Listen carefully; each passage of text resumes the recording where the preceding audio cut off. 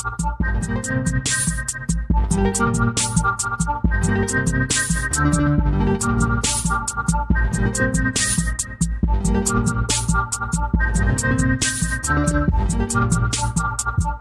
is Scott McNamara with What's New in Adapted Physical Education, and we're going to start off right where we left with the talk about transition and APE and the transition process. This will probably be our last podcast in the year 2017, and we'll be right back in 2018 with a lot of good material and podcasts. We have a lot of great things planned and ready to go. But if you remember from last time, we had Dr. Arnhold from Slippery Rock University and Laura Brickhouse, the APE Teacher of the Year from Shape America in 2017. And they're here and they're giving us some great information about how we can get involved in the transition process.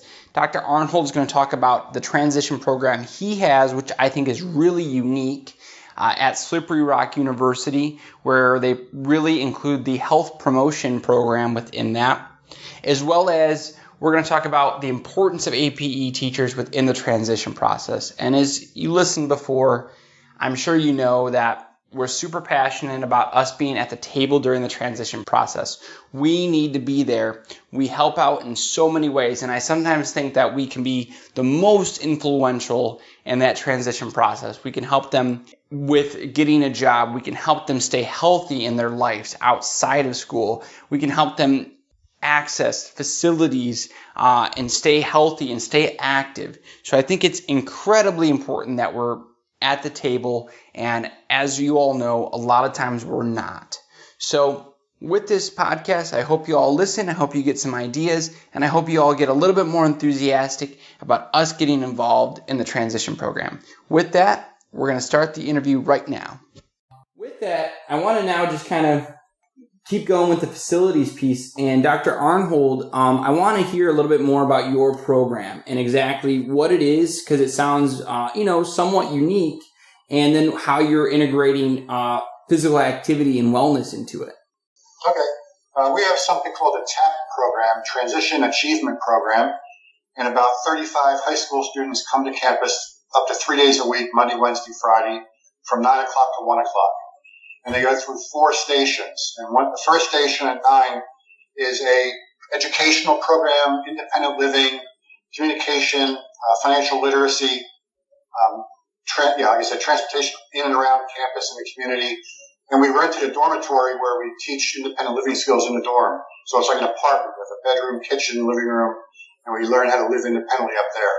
The next hour is the vocational training program. So we have about 12 sites on campus ranging from food, custodial, clerical, landscaping, library, just everything, every site you can think of on campus, because our campus is a small town. And we have every service a small town has here on a campus our size. Or we send students out to the community to learn job skills at the hotel, hardware store, etc. At the end of that hour, and these students switch every 5 weeks to a new job site in the first year to get a wide experience of job opportunities. The third hour is spent at the recreation center, where they choose to participate in fitness, group sports or activities like they would in the community center. They do their own program with a mentor. And finally, we spend the hour at the dining hall, where they have a quick nutrition education lesson of about 10 minutes, followed by a buffet lunch. And then they talk about their good and not so good food choices that day, and they try to focus on improving that throughout the semester, which is really working well. Following that program, students are very comfortable on campus. They've been around for a couple of years. They know other people. They know the campus very well. And they said, well, I want to go to college now. So we began a post-secondary program where we have 7 students enrolled, 5 living in the dorms, some with Down syndrome, other intellectual disabilities, and autism. 2 are commuting from home here in town. And they take fully inclusive classes, 6 credits a semester, live in the dorms, participate in clubs and organizations, and participate in recreation on a regular basis with a partner. And that's pretty much they're living a college life here. That's quite amazing. So I got a ton of questions from that. So you're grabbing them from the school districts then. You're starting out at the school districts. Yeah, let me tell you how that's funded. I'm sure that's going to be a question. The Office of Vocational Rehabilitation has funded us through the Pre-Employment Transition Services Fund, which is a federal mandate from the Workforce Innovation Opportunity Act. So there's a lot of money flowing in to the states from the national OVR offices because of the federal law. And all this money has to go to high school students. 15% of the budget of OVR has to go to high school age students, which never happened before. So they're looking for programs in communities that provide high school students these services. So if a student is registered with OVR, the Office of Vocational Rehab, they come to our program for free. If they're not, the school district will pay a small sum to send that student to us for the year. Wow, I hope people in higher ed are listening to that right now on the podcast. Students can pay, the OVR will pay the students tuition and everything except for housing if they come to college, because it's also leading to employment, which is the goal of OVR. Very interesting. So, and I didn't know that, and that's huge news, especially if we're trying to make those collaborative experiences and connections. So you're saying that the high school students basically get a certain sum of money that has to go to them. Well, yeah, it's very, very complicated. It's called a waiver program. I don't know if you have waivers in Texas or North Carolina, but it's part of money from Medicaid and Medicare. But a certain amount of money follows the student. And the idea with the waiver was to get the kids out of institutions and living in a community. So it waives them out of the institution. But that money follows the student around. So there's a certain amount they can apply for and receive towards transition, post-secondary education, employment support, things like that. That is incredibly interesting. I had no idea. But it's all available. I mean, there's a lot of money available to high school students in the transition ages right now. Yeah, I was listening. Very cool. I know that. Well, I hope some people listen to that and have some ideas with how they can maybe use those funds. Yes. Because that's always an issue, isn't it? Is how do we get the funding for it? That's great. So going back to your program, you're starting out in the school districts when they're 16, 17? 16 through 25. Sometimes parents will send their students when the student ages out. Parents will send students to us. And then my next question on that is so you're trying to teach them all these kind of employment, daily living skills, all the parts of their transition plan. Have you been able to follow up with them, some of them? We're in our third or fourth year of the work of the transition program, and I don't know the percent exactly, but students are either in post-secondary now, return to high school for a final year, or are actually working in real jobs. We have a program that kind of fits the middle of those two called Work-Based Learning Experiences. It's also funded by OVR. And this program sends a student to a employment site, a business. The student works there for 90 hours over 10 weeks, and we pay the student $10.25 an hour for those 90 hours. And 13 of the first 15 students who completed have were employed at their sites. So, holy cow! Yeah, that's really the goal of the program. And part of that, of course, was our physical activity component built into that as well. That's phenomenal. Because pretty good enough, yeah. And we haven't really talked about that because we've been talking about the kind of the transition planning, but what we want is when they're done with the transition to have an outcome that we have someone that's physically literate and then also has all the other components to lead a high quality life. Yeah, exactly. Wow. So that's really great. So you've been doing that for 4 years now then? 4 years since. Yeah, and the post-secondary ed called Rock Life is our second year now. We have 7 students. We'll probably add another 3 or 4 next year for slow growth. It's a lot of work, a lot of supervision and management, but we'll get to about 10 or 12 by next fall. We would love to have as much information about that program as possible. So are there other programs, so this is a national or international podcast now. I get some people to listen all over the place. Is there other programs like that, that you're aware of throughout the country? There supposedly are 250 universities offering post-secondary programs of some sort or another. Some are segregated. Most are non-residential. Some are for students with learning disabilities and a higher level functional skills, but 250 or so nationally. I don't think too many focus on the health and wellness model like we have, which I think is critical for the students' wellness and projected impact in life. It is. And unfortunately, I had no idea there were 250. It doesn't feel like it. There's a lot in your neck of the woods, too. Some really, really good programs down by you folks down there. Why do you think the health and wellness part is so important? Oh, golly. Where do we start? Preaching to the choir, I know.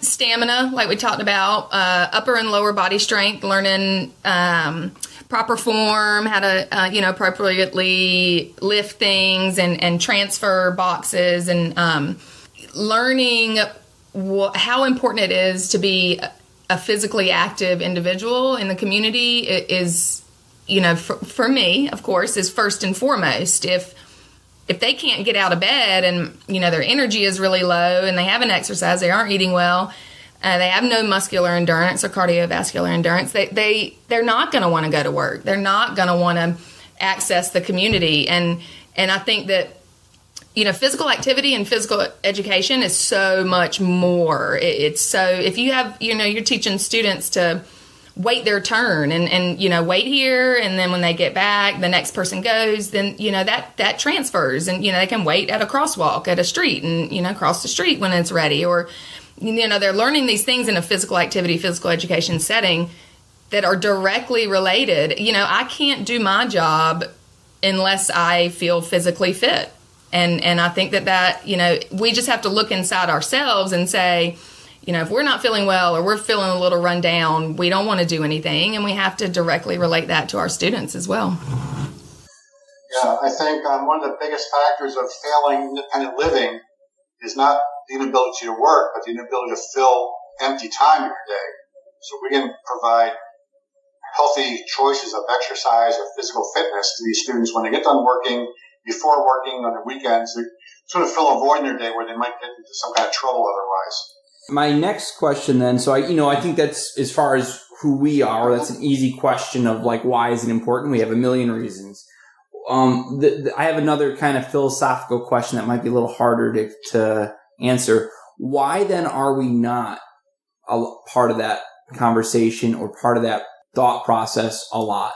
Well, I think it's the same reason that physical education is, struggling as it is in North Carolina. We're looking at some mandates that, we're hoping are not going to come down, but it'll decrease class sizes and, possibly remove physical education from some schools. And I think it starts there. It starts with the general education, the general curriculum, and the fact that even physical education isn't getting support, then adapted physical education is going to be even further behind.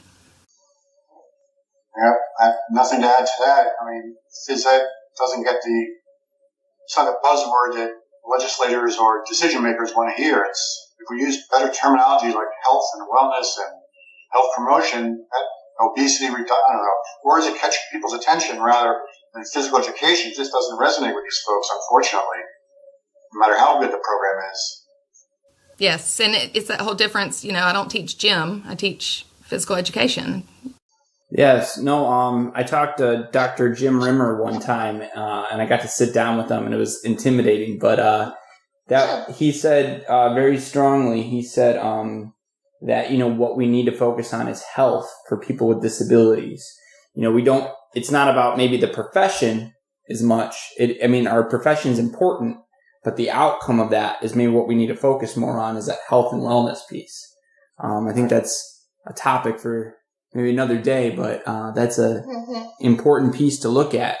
I'll just say, sorry to interrupt, but I think one thing that also gets overlooked is the leisure part of our health and wellness, our recreation and leisure. We have to teach students what leisure is and what a leisure activity is. And I've taught students how to hang hammocks and, how to find a good spot and 2 trees that are appropriately distanced apart, and how to set up a tent, or where to find a cozy spot to read a book. But those are leisure activities that we oftentimes have to remind ourselves to take advantage of, honestly. And our students with disabilities and with special needs also need to know that leisure is a very, very important part of life. Yeah, we we were just mentioning at our staff meeting earlier that we need to focus on a little bit of stress reduction for some of our students in our program. Yeah. Like any college student does, and we didn't really address that too much in the past, but it kind of rang a bell that we ought to be looking at some stress reducers like relaxing at certain points in the day or knowing how to relax, like Laura said.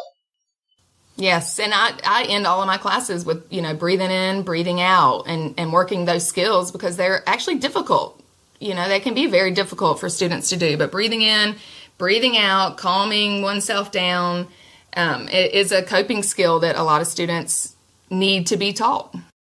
And it could work very well going into the workforce. Yes.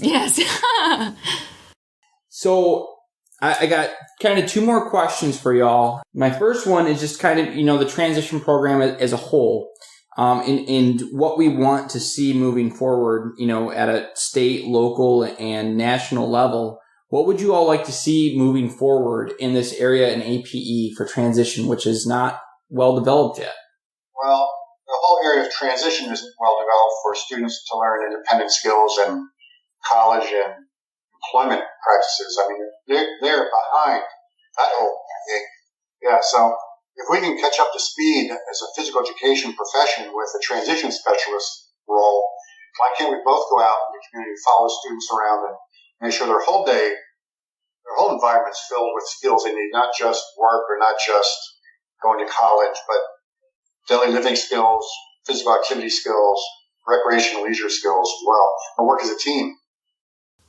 Yes, I've had a lot of luck with sending home or meeting with a parent after an IEP meeting or something and giving them a simple assessment. I mean, I hate to use the word assessment, but then I give it to them and it's related to the student's transition and what they're going to be doing, after the student graduates. And the parents, those get filled out more than permission slips or anything else because the parents are thinking, oh my gosh, they really want my opinion. They really want to know what my child is going to be doing after school, and I have input that I can do. I can say what I need to say and what we're going to be doing, and then they care about that, and then that opens their eyes to, oh wait, are they a part of the transition process? Oh my gosh, I didn't even know that. So I think that helps, and the assessments are really easy, and mine are self-made and really, really simple, but just kind of highlight what the parent actually wants. So my last question for y'all is just, is there any additional like websites or resources that AP teachers or parents or whomever listening to this podcast can maybe access to help guide them through the transition process or community collaboration? Nationally, I think the strongest document we have is the Shape America guidance document, 2016.